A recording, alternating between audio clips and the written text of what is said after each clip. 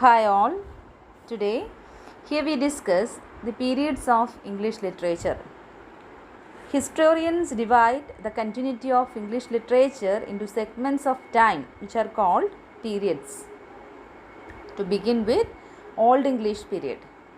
The Old English period or the Anglo-Saxon period extended from the invasion of Celtic England by Germanic tribes like the Anglo-Saxons and Jutes in the first half of the 5th century to the conquest of England by the Norman French under the leadership of William the Conqueror. Only after they had been converted to Christianity in the 7th century did the Anglo-Saxons, whose earlier literature had been oral, begin to develop a written literature. A high level of culture and learning was soon achieved in various monasteries. The 8th century churchmen Bede and Alcuin were major scholars who wrote in Latin, the standard language of international scholarship. The poetry written in the vernacular Anglo-Saxon, known as the Old English, included Beowulf in the 8th century, the greatest of Germanic epic poems, and such lyric laments as the Wanderer, the Seafarer, and the Door, all of which, although composed by Christian writers, reflect the conditions of life in the pagan past. Cadman and Wolf were poets who wrote on biblical and religious themes. And there survive a number of Old English lives of saints, sermons, and paraphrases of books of the Bible.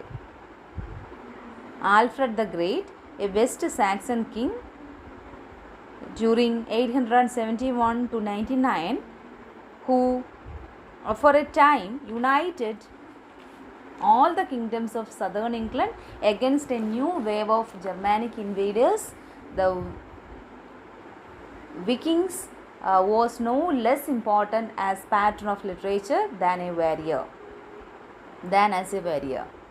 He himself translated into Old English various books of Latin prose, supervised translations by other hands, and instituted the Anglo-Saxon Chronicle, a continuous record year by year of important events in England.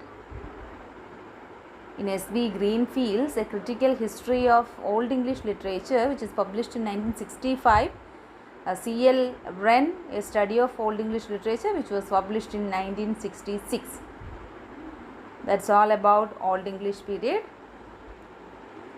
Now moving on to Middle English period. The 4.5 centuries between the Norman conquest in 1066, which effected radical changes in the language, life, and culture of England, and about 1500 when the standard literary language, that is, which is deriving from the dialect of the Lenten area, had become recognizably modern English, that is, close enough to the language we speak and write to be intelligible to a present day reader. The span from 1100 to 1350 is sometimes discriminated as the Anglo-Norman period because the non-Latin literature of that time was written mainly in Anglo-Norman, the French dialect spoken by the invaders who had established themselves as the ruling class of England and who shared a literary culture with French-speaking areas of mainland Europe. Among the important and influential works from the period are Mary de Francis Lays, which have been written while Mary was at the royal court in England, Guillaume de Loris and Jean de Main's Roman de la Rose, which was between published between 1225 to 75, and the Cretan de Troris, etc. When the native vernacular descended from Anglo-Saxon, but with extensive lexical and syntactic elements as assimilated from Anglo-Norman and known as Middle English, came into general literary use. It was first mainly the vehicle for religious and homiletic writings. The first great age of primary secular literature, rooted in the Anglo-Norman, French, Irish and Welsh, as well as the native English literature, was the second half of the 14th century.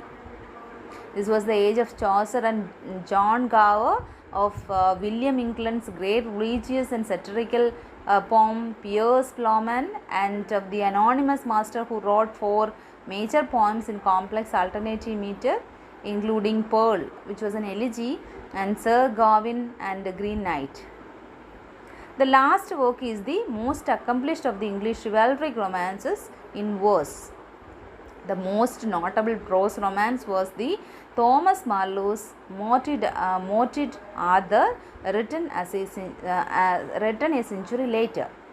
The outstanding poets of the 15th century were the Scottish Chaucerians, who included King James I of Scotland and Robert Henryson. The 15th century was more important for popular literature than for the artful literature addressed to the upper classes. It was the age of many excellent songs, secular and religious, and of diverse folk ballads, as well as the flowering time of the miracle and morality plays, which were written and produced for the general public. In W.N. Renwick and H. Orton, The Beginnings of English Literature, to Skelton, and the 15th century Edward was the Middle English Survey and Critical Essays. Okay, so that's a brief detailing of Old English period and Middle English. Okay, thank you.